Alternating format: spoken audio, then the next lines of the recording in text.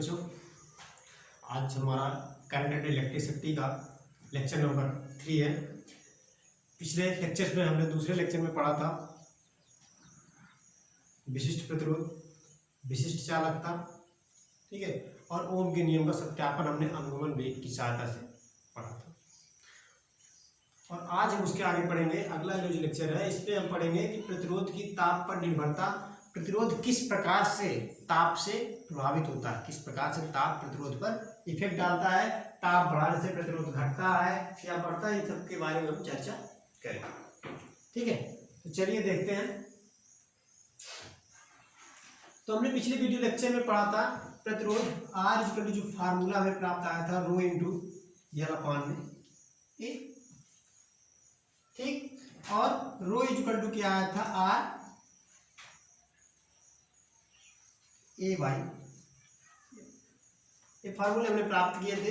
ये हमारा रो जहां पे क्या है, विशिष्ट प्रतिरोध होता है। ठीक है, अब यहां से अगर हम देखें और हमने पढ़ा है कि V अपान में आई, V अपान में आई इक्वल टू क्या हमने पढ़ा है, यम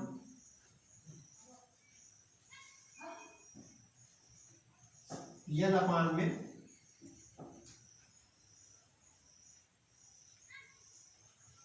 ई स्क्वायर एन ए, पढ़ा इसको उनके नियम के सत्यापन में, जहां पे V अपान में आई इक्वल टू क्या आया था, यम यल अपान में e square n a i equal to. तो यहां से अगर हम रो का वैल्यू निकाले तो रो इक्वल टू क्या आ जाएगा, रो इक्वल टू निकाले तो रो इक्वल टू यहाँ से आ जाएगा क्या, या हम इस वैल्यू को आर इक्वल टू हम जानते हैं क्या आ जाएगा, आर इक्वल टू क्या होता है यहाँ से रो यल बाई ए। तो अगर हम कर सकते हैं इसको यल बाई ए इंटू यम अपान में ई स्क्वायर एन, ठीक है। यानी ये जो हमारा वैल्यू है कांस्टेंट है, यहाँ पे जो भी प्रतिरोध डिपेंड करता है, चालकता का जो प्रतिरोध डिपेंड करता है वो इसी चालकता की लंबाई और ए पर डिपेंड करता है। ये क्या है, ये जो पदार्थ है हमारा कंडक्टर है, चालक पदार्थ है, उसकी प्रॉपर्टी है। ये क्या है, चालक पदार्थ जो इलेक्ट्रॉन ऊपर आवेश है, एन क्या है, number of electron in per unit volume, tau क्या है, रिलैक्सेशन टाइम है, एम क्या है, मास ऑफ इलेक्ट्रॉन है। यहां से हम कह सकते हैं, अगर दोनों से तुलना कराएं इस इक्वेशन से इनसे, तो हम लिख सकते हैं रो इक्वल टू क्या पा सकते हैं, यहां से देखें यम ई स्क्वायर एन, फाइंड आउट हो जाएगा वैल्यू। देखें इसके स्थान पे क्या आ जाएगा, सॉरी यहाँ से इसके स्थान पे क्या आ जाएगा, रो आ जाएगा। तो रो इक्वल टू यहाँ से क्या फाइंड आउट होता है, यम अपान में ई स्क्वायर एन। ठीक, अब देखें आर इक्वल टू हमारा वैल्यू कितना है, इतना है, और रो इक्वल टू इतना। हमें ज्ञात करना है कि हम ताप को बढ़ाते हैं घटाते हैं तो इस पे प्रतिरोध या विशिष्ट प्रतिरोध पर क्या फर्क पड़ता है। तो देखते हैं पहले चालक पदार्थों के लिए, पहले तो देखते हैं फर्क पड़ता है कि नहीं पड़ता, कितना फर्क पड़ता है तो बाद में देखेंगे। तो कितना फर्क पड़ता है चालक पदार्थों के लिए, हम जानते हैं कंडक्टर, कंडक्टर के अंदर मुक्त इलेक्ट्रॉन पाए जाते हैं, चालक के अंदर क्या पाए जाते हैं, मुक्त इलेक्ट्रॉन भरे होते हैं। सपोज हमने एक कंडक्टर लिया, इसमें मुक्त इलेक्ट्रॉन फ्री इलेक्ट्रॉन से यहाँ से फिल है। ये जो फिर यहाँ पे इलेक्ट्रॉन है इस पदार्थ की, अगर हम बात करें प्रतिरोध, तो यहां से हम देखते हैं चालक है, अगर इसका हम ताप बढ़ाते हैं, ताप बढ़ाते हैं तो लंबाई और क्षेत्रफल में थोड़ा बहुत मामूली अगर हम करते हैं, थोड़ा बहुत ताप बढ़ा, थोड़ा बहुत इसमें क्या होगा, इफेक्ट आता है। लेकिन जब ताप हम बढ़ाते हैं तो द्रव्यमान तो चेंज नहीं होगा, द्रव्यमान चेंज नहीं होगा ना, तो क्या होगा, ई यहाँ पे इलेक्ट्रॉन का आवेश है, यहाँ से बात करें क्या है, चार्ज ऑन इलेक्ट्रॉन है, तो ये दोनों क्या होंगे, कांस्टेंट है, चेंज नहीं होगा। चेंज क्या होगा, n number of electron in per unit volume, एकांक आयतन में जो इलेक्ट्रॉन है इनकी संख्या परिवर्तित होगी। क्यों, क्योंकि हम जानते हैं जब इसे गर्म करते हैं तो थर्मल एनर्जी क्रिएट होता है, जो हमारा चालक पदार्थ होता है इसमें को थर्मल एनर्जी मिलता है। थर्मल एनर्जी से क्या होता है, यहाँ पे इलेक्ट्रॉन आयोनाइजेशन पोटेंशियल के कारण क्या होता है, विभव जैसे ऊर्जा पाते हैं अपनी कक्षा छोड़ के पलायन हो जाते हैं, यानी फ्री इलेक्ट्रॉन की सिचुएशन में आ जाते हैं। इलेक्ट्रॉन यहाँ से जब थर्मल एनर्जी पाते हैं तो फिर इलेक्ट्रॉन की कंडीशन में आ जाते हैं, तो नंबर्स ऑफ इलेक्ट्रॉन क्या होते हैं, इंक्रीज होते हैं। तो पहला पॉइंट क्या होगा, इंक्रीजिंग टेम्परेचर, यानी ताप जब हम बढ़ाते हैं तो सबसे पहला पॉइंट क्या है, नंबर ऑफ इलेक्ट्रॉनों की संख्या क्या होती है, इंक्रीज होती है। दूसरा, अगर ताप बढ़ाएंगे, पहले इलेक्ट्रॉनों का जो रिलैक्सेशन टाइम था टाउ था, कितना था, टाउ था, यानी इलेक्ट्रॉन रिलैक्सेशन टाइम क्या है, इलेक्ट्रॉनों के टक्करों के बीच का समयांतराल है। जब ताप बढ़ाएंगे तो इलेक्ट्रॉनों का कोलिजन जो है, टक्कर जल्दी जल्दी होगा कि नहीं होगा, ताप बढ़ाते हैं तो इलेक्ट्रॉन क्या होगा, और तेजी से टक्कर करने लगते हैं। जो और तेजी से टक्कर करेंगे तो रिलैक्सेशन टाइम क्या होगा, घटेगा कि बढ़ेगा, घट जाएगा, क्योंकि अब टक्कर जल्दी हो रहा है, इसे समयांतराल जिसे विश्राम करने का समय मिलता था क्या हो जाता है, कम हो जाता है, रिलैक्स होने का इसे टाइम कम बढ़ जाता है, यानी टाउ क्या हो जाता है, डिक्रीज। टेम्परेचर बढ़ाने पे नंबर ऑफ इलेक्ट्रॉन कंडक्टर की केस में क्या होते हैं, इंक्रीज होते हैं, और टाइम रिलैक्सेशन टाइम क्या होता है, डिक्रीज होता है।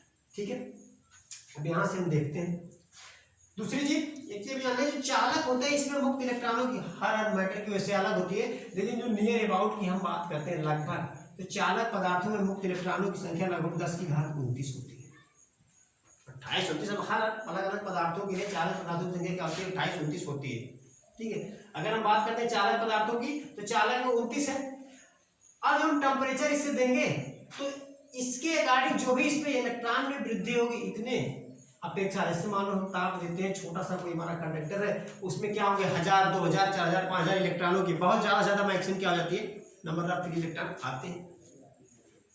तो 10⁻29 यानी 10⁻29 की अपेक्षा जो इलेक्ट्रॉन हमारे जनरेट होंगे क्या होंगे, फ्री होंगे, वो क्या होंगे, इसकी अपेक्षा नगण्य होंगे, क्या होंगे, नगण्य होंगे। जो भी इलेक्ट्रॉन होंगे वो क्या होंगे, इसकी अपेक्षा नगण्य होंगे, जनरेट होंगे, क्योंकि सागर में अगर थोड़ा बहुत पानी या बहुत बड़ी मात्रा में अगर हम छोटी संख्या डालते हैं तो क्या होगी, उसकी गिनती होती है, ना कि बराबर होती है। क्लियर,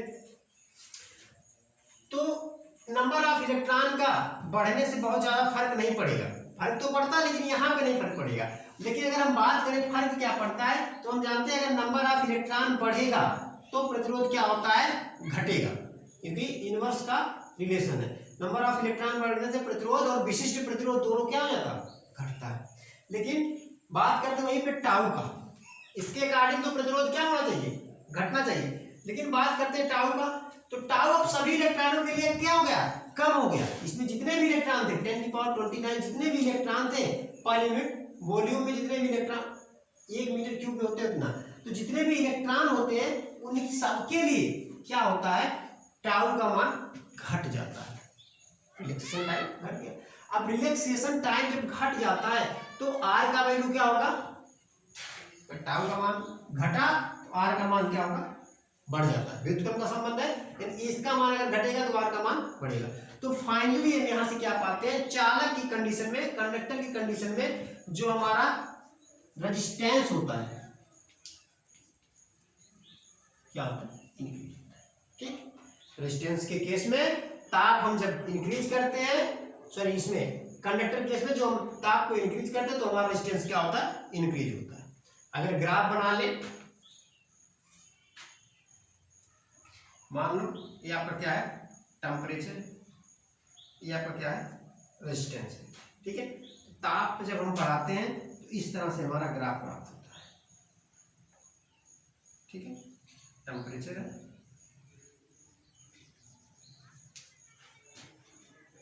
कंडक्टर के केस में। ठीक, बात करें हम आगे इसके बाद सेमीकंडक्टर की, इतना क्लियर हुआ। तो चालक में क्या हुआ, हम फाइनली पाए चालक का ताप बढ़ाने पर उसका प्रतिरोध क्या होता है, बढ़ता है। अब बात करेंगे हम सेमीकंडक्टर यानी अर्धचालक की बात करते हैं।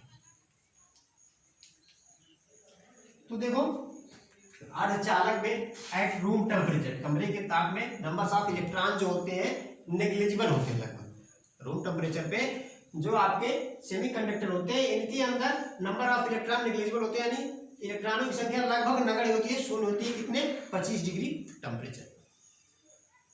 अब यहाँ पे जब हम ताप को बढ़ाएंगे तो क्या होंगे? नंबर ऑफ इलेक्ट्रॉन जनरेट होंगे, ढेर सारे इलेक्ट्रॉन, मुक्त इलेक्ट्रॉन, फ्री इलेक्ट्रॉन क्या होते हैं? जनरेट होते हैं।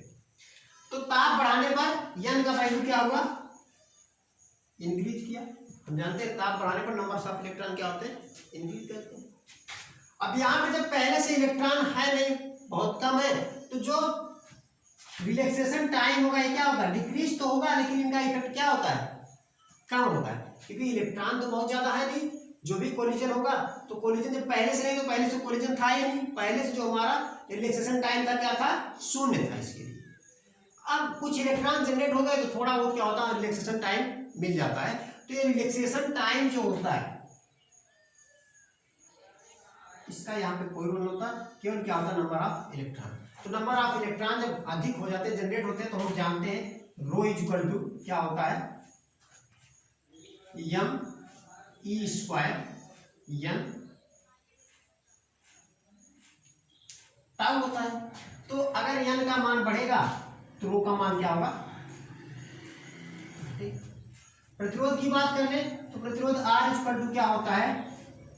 एम एल अपान में ई स्क्वायर एन टाउ ए। अगर यहां से एन का वैल्यू बढ़ रहा है तो आर का वैल्यू क्या होगा? ये भी घटेगा। यानी सेमीकंडक्टर अर्धचालक में हम कह सकते हैं ताप बढ़ाने पर उसका प्रतिरोध क्या होता है? घटता है। अर्धचालक की कंडीशन में ताप बढ़ाने पर प्रतिरोध क्या होता है? घट जाता है। इसके लिए ग्राफ बना ले, इसका ग्राफ कुछ इस तरह से हमें प्राप्त होता है। हमारा क्या है? टेम्परेचर है, ये क्या है? रजिस्टर। ठीक है, यानी अर्धचालक में ताप बढ़ाते हैं तो प्रतिरोध हमारा घटता है, चालक में बढ़ता है, और अर्धचालक में क्या होता है? घटता है। बात कर रहे हैं इंसुलेटर की। तो इंसुलेटर जैसे कुछ हमारे पदार्थ जैसे हम बात कर ले मैग्नीन, कांस्टेंटन, आगे इन सब के बारे में पढ़ेंगे, नाइक्रोम। कुछ प्रैक्टिकली जो हमारे ऑब्जर्वेशन होते हैं, सॉरी प्रैक्टिकली ऑपरेटर्स होते हैं, उनमें इनका उपयोग जैसे हम पढ़ेंगे, वोल्टमीटर पढ़ेंगे, इन सब में क्या होता है? मैग्नीन, कांस्टेंटन के तार लगे होते हैं। क्योंकि ये जो तार होते हैं, जो पदार्थ कुछ हमारे एलॉय जो होते हैं, एलॉय, इन पे टेम्परेचर का बढ़ाने से इनकी रेजिस्टेंस में कोई इफेक्ट नहीं पड़ता है, कोई इफेक्ट नहीं पड़ता है। ठीक है, तो हम कह सकते हैं कि तीसरी जो कंडीशन है सेमीकंडक्टर, इसको सॉरी इन सब जो पदार्थ होते हैं इन सब में हम कहते हैं इंसुलेटर के लिए कह सकते हैं, कुचालक के लिए, कि इन पर ताप बढ़ाने से इनका प्रतिरोध ना तो घटता ना तो बढ़ता है, लगभग थोड़ा बहुत ना के बराबर परिवर्तन होता है। फिर भी हम अगर ग्राफ बनाते हैं इनका तो इस तरह से कुछ चेंजिंग आता है, इस तरह से बहुत ही कम इफेक्ट पड़ता है किसमें? रेजिस्टेंस पर। ठीक है, क्लियर हुआ उतना? तो ये तो हमने देखा कि चालक, अर्धचालक, कुचालक में ताप बढ़ाने से प्रतिरोध की क्या स्थिति होती है? घटती है या बढ़ती है? ठीक है, और लेकिन हमें पढ़ना क्या है? हमें पढ़ना है केवल चालक, क्योंकि हम यहाँ पे पढ़ रहे हैं करंट इलेक्ट्रिसिटी में, करंट यानी कंडक्टर के लिए पढ़ रहे हैं, जो भी चीजें हम पढ़ रहे हैं कंडक्टर के बारे में पढ़ रहे हैं। ठीक है, चैप्टर आपका जो है करंट के बारे में पढ़ रहे हैं, तो यहाँ पे कंडक्टर ही पढ़ा जाएगा। ठीक है, ये सब तो बातें होगी। अब बात करेंगे कि जब हमारी भाई टेम्परेचर में वृद्धि होती है तो कितना वृद्धि होती है। एग्जैक्ट अगर हमें पता करना हो कि टेम्परेचर इंक्रीमेंट करने से, इंक्रीज करने से इसका रेजिस्टेंस कितना इंक्रीज होता है, इसके लिए हम फार्मूला डिराइव करेंगे। ठीक है, बुक में आपके डायरेक्टली केवल फार्मूला दिया गया है।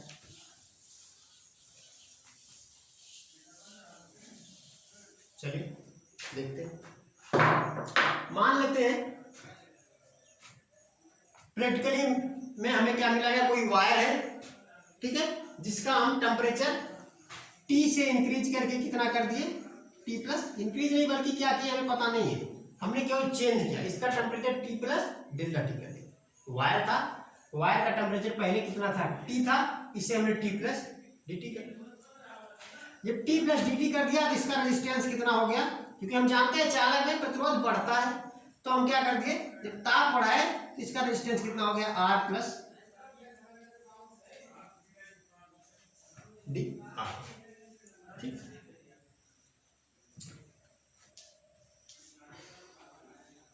अब देखो जिस रेशियो में, यहां से जिस रेशियो में हम, जो हमारा क्या कहते हैं डी आर का वैल्यू है, जो हमारा रेजिस्टेंस इंक्रीज करता है, ये रेजिस्टेंस का जो इंक्रीमेंट होता है दो बातों पर निर्भर करता है।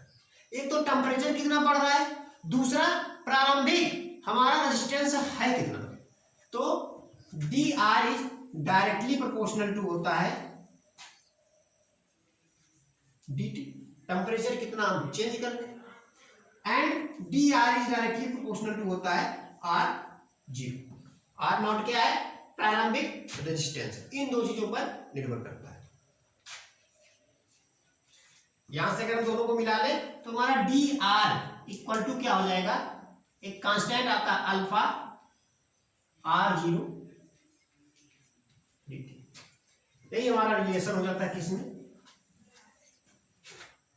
टेम्परेचर इंक्रीज करने से हमारा रेजिस्टेंस कितना चेंज होता है। यही हमारा जो ओरिजिनल फार्मूला है यही होता है। अल्फा क्या है, यहाँ पे डी नहीं बल्कि क्या है, अल्फा। अल्फा क्या है, रेजिस्टेंस कोफिशिएंट है मटेरियल का, ठीक है। अल्फा जैसे हमने ऊष्मा में पढ़ा था रेखीय प्रसार गुणांक, सेम लगभग वही आपका होता है यहाँ पे। तो वैसे तो जनरली ताप बढ़ाने पर अल्फा भी क्या होता है, इंक्रीज करता है, ये भी ताप पर डिपेंड करता है। लेकिन यहाँ पे करंट के लिए हम पढ़ेंगे तो अल्फा को हम क्या मान लेते हैं, नॉन वेरिएबल यानी कांस्टेंट मानते हैं। अब इसको अगर हम डिराइव कर दें, आगे ले जाने के लिए इसको हम डिराइव करेंगे तो क्या कर लें, इसका समाकलन कर दें, इंटीग्रेट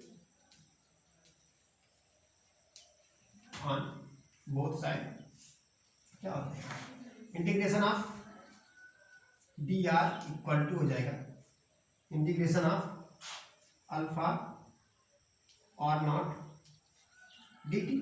लिमिट अप्लाई करें, आर का वैल्यू कहां से कहां तक जा रहा है, आर जीरो से टी टेम्परेचर तक। इसका मान, टी का मान कहां मान लेते हैं, टी नॉट से टी एफ तक। आप कहां से पढ़ाते हैं, क्योंकि टी के सापेक्ष हो रहा है, इधर इधर आर के सापेक्ष हो रहा है, तो टी जीरो से टी एफ तक जाता फाइनल जो ताप होता है, यहाँ पे आर जीरो से आर टी तक, या आर एफ भी कर सकते हैं, लेकिन हम यहाँ पे आर टी करते हैं। क्लियर, यहाँ पे कर दें तो क्या हो जाएगा, इसको हम आर कर सकते हैं, लिमिट कहां से हो जाएगी, आर जीरो से आर टी तक इक्वल। यहाँ पे देखें अल्फा मैनिपुलेट होता है, अल्फा और आर जीरो यहाँ पे हम कांस्टेंट मान लेते हैं, तो अल्फा और नॉट कांस्टेंट होगा, डी टी का करेंगे तो क्या हो जाएगा, टी लिमिट अप्लाई करेंगे टी जीरो से टी, या इसका वैल्यू कितना हो जाएगा, लिमिट अप्लाई करेंगे तो upper limit minus lower limit equal to alpha R not upper limit T F minus lower limit T not हो गया। आगे सॉल्व करेंगे, इसको उधर ले जाएं तो आर टी इक्वल टू क्या हो जाएगा, इधर जाएगा प्लस हो जाएगा, और नॉट प्लस ए और नॉट अल्फा, सॉरी अल्फा और नॉट। इसको हम डेल्टा टी लिखते हैं, डिफरेंस ऑफ टेम्परेचर यानी तापांतर, क्या हो जाएगा delta R T equal to क्या हो जाएगा, आर नॉट यहाँ पे भी, आर नॉट यहाँ पे भी कॉमन ले लो, क्या बचेगा वन प्लस अल्फा डेल्टा। ये क्या होता है, फार्मूला है। अगर हमें पता करना हो कि टेम्परेचर इंक्रीज करने से हमारा रेजिस्टेंस कितना इंक्रीज हो रहा है, तो डेल्टा टी टेम्परेचर बढ़ाने से हमारा जो रेजिस्टेंस है आर टी इतना जाके इंक्रीज हो जाता है। क्लियर, इसको फार्मूला नोट कर देंगे, आपको यहाँ पे फार्मूले से जरूरत है।